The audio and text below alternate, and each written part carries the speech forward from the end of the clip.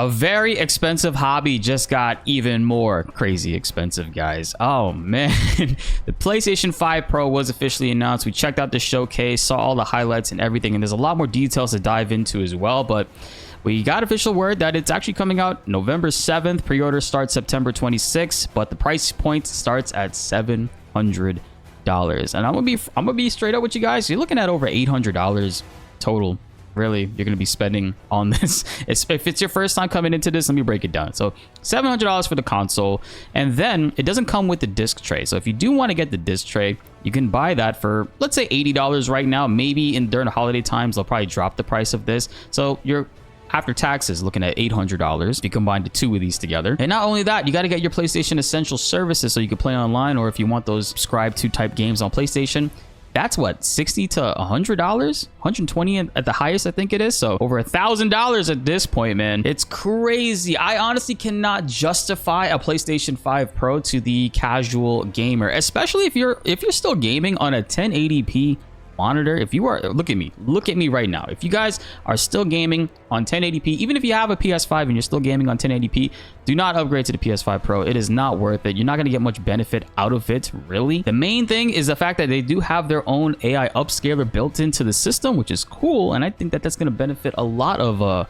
older games as well. The price point is just a little ridiculous right now, man. Gaming is just, oh god, this is like the PlayStation 3 days back when I think at launch PS3 was what, $600. Inflation is going wild, man. For more updates on anything gaming, hit that subscribe button and notification bell to help raise at 38% even higher. Now, let's get into this video. Now, everything that we've seen so far as the graphical improvements, like being able to play in the enhanced, upscaled, proper resolutions at the highest frame rates possible, that's a big selling point for me personally. I'm a tech enthusiast. I do content creation, so it's well within my sphere to really be able to justify the price and get it.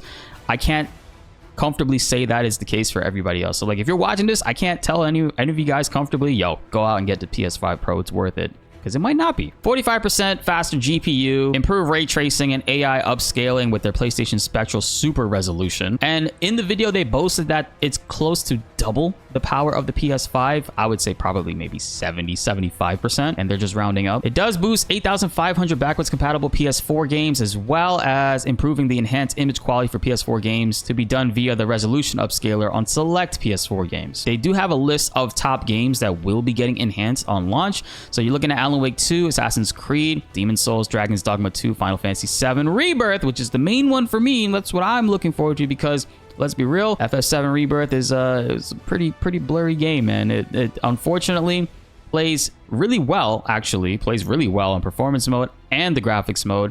However, the graphics mode, it does dip a little bit below, I feel like 30 frames. Because it can be very choppy, but it's very crisp looking when images are very still. In motion, I don't really like how it looks in the graphics mode. And then in the performance mode, it plays like a dream. It feels amazing going through the menus and stuff, but the resolution does dip. It dips below 1440p. Hell, probably even below 1080p at some points when you're roaming around. And that's the type of compromise that the PS5, unfortunately, well, depending on the optimization for your game, Square Enix doesn't really necessarily optimize their games to the full strengths as what a PlayStation first-party service game would. They get more options within their engines to greatly optimize them even further. I'm hoping in the future, now with the PS5 Pro and these enhanced technologies, developers don't focus more on improving graphics in general, but getting to an optimal standpoint where these things are crisp and looking good. Because I feel like graphics, as of right now, where we are currently in the world, they are the best that they possibly ever should be. I don't think that we need to improve anymore, just continuously optimizing it so that it's not only looking crispy, it also runs really fluid as well in high frame rate. But yeah, guys, the suggested retail price is $700. If you live in Canada, you're looking at close to $900 on that. It does have a 2TB SSD, which is great, 1 more terabyte than the previous model. And participating retailers around the world, including PlayStation themselves, will begin pre-orders on September 26th. I called a couple GameStops already, don't worry. We did that live. It was kind of funny. Yeah, I'm actually trying to call and see if you guys are doing PS5 Pro pre-orders right now. Yeah, the PS5 Pro has not been officially announced yet, if they're doing a Pro or not, you know what I mean? Oh, they just did like an hour ago. So I was just trying to see if I mean Sony. Yeah. Sony has not officially announced it. No, they like did. When you go to Sony's website, you know what I mean? Yeah, I'm on Sony's website right now. Hold on, wait, unless I'm getting the wrong information on my end. Hold on, double check. But essentially, no pre-orders have gone live for GameStop as of right now, and eventually they will. And any updates we get in regards to pre-orders, as far as like what is going to be readily available sooner than later, I will keep you guys up to date and informed on that. And I'm going through, this is my homepage. I didn't even look up anything PlayStation 5 on here. Everybody is in agreement right now that the price is outrageous. He's absolutely right. Almost over $800 just to get the experience. It's not even if you don't even have a 4K TV. Susie agrees as well. Subtext. I saw Night Sky Prince had a poll down here as well. Are you sold on the PS5 Pro? I'm going to say yes for the sake of it, because for me personally, I'm going to get it. It is a crazy price, but I hope that they do tweak their price because of the backlash. Fingers are crossed that could be a case. If we band together, that could be a thing. Yeah, look at that. Staggering almost 80% no. Out of almost 1,000 votes, too. Holy shit. Ibs, I saw this earlier. I retweeted. That's a funny tweet. And Tiffany Lockhart, I'd rather order 2 Nintendo Switches, buy a few games, and get yourself a number 7 at Wendy's. And I think her follow says, and I will still save money. Yes, you will. Yes, you will save money. This is not a general consumer product. I'm honestly telling you guys right now, I said in the beginning of this video, I do not think that people should be buying this outright if you already have a PS5 and you don't have a 4K TV, or even if you have a 4K TV and you're comfortable with your gaming experience right now. You don't need to go ahead and break the bank for this. It wouldn't make any sense. And on top of that, you really won't see the benefit out of it unless you shell out a couple more $100s to get a 4K TV. And at that, a 4K monitor is even more expensive because of the pixel ratio. It's going to be interesting to see over the next couple weeks how Sony reacts to this, because the backlash is universal all around, man. Everybody is in unison agreeing that this price point is ridiculous. And man, unless you are like a crazy tech enthusiast, graphics snob, you want the highest possible quality for your games, and you don't even make content on this, it's hard, man. You're looking at $1,000 minimum for this.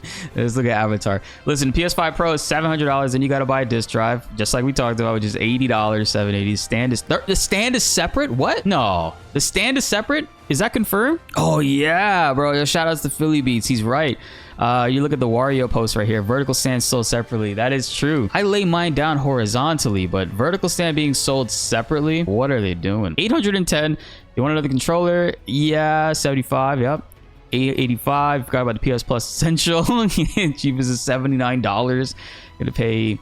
what you gonna play? $70. Yeah, over $1,000, and even add taxes to it. Man, right, bro. Bought a car for less than this? What? You Asmongold? I am very happy about the fact that we'll be able to play FF7 Rebirth in better quality on here. I know there's a lot of arguments saying, hey, they should have made it optimized from the jump and spent more time developing it so this way it would run good and better essentially on the PS5. But bro, have you played a Square Enix game in the last couple years? Let alone a Square Enix PC game with very bare bones minimum graphical options? Optimizing is not within their wheelhouse. No, sir. And I wonder how much the headroom was on the PS5. Like, did they have any room at all to basically play with to enhance various things? Or were they just like really at the top of the ceiling and just dialing back things further and further just to get a comfortable experience? I feel like that's the case, because you play it on the performance mode, man, that graphics drop off is brutal. It is. It drops below 900p in a lot of areas.